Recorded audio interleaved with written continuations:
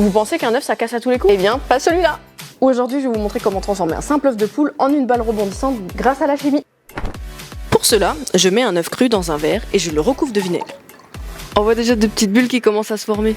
En fait, la coquille de l'œuf est principalement faite de carbonate de calcium, le même élément qui compose le calcaire par exemple.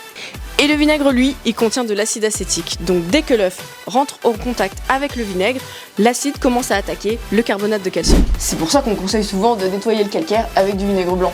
Bref, revenons-en à notre œuf. La réaction chimique qui se produit libère du CO2 sous forme de petites bulles.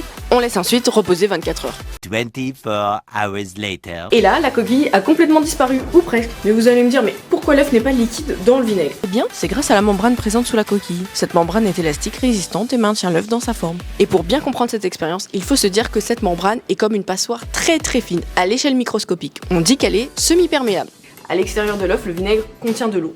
À l'intérieur, le blanc d'œuf contient des protéines. L'eau passe sans problème à l'intérieur de l'œuf car ses molécules sont minuscules. Mais les protéines de l'œuf sont un peu plus grosses. Elles restent coincées à l'intérieur. Pour équilibrer les deux côtés, l'eau du vinaigre va traverser la membrane pour aller à l'intérieur de l'œuf. C'est ce qu'on appelle l'osmose. L'œuf se gonfle comme un ballon, la membrane se tend et hop, ça devient presque comme une balle rebondissante.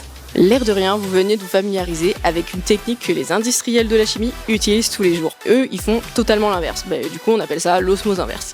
C'est grâce à ça qu'on peut dessaler de l'eau mère pour faire de l'eau potable ou purifier des liquides industriels par exemple.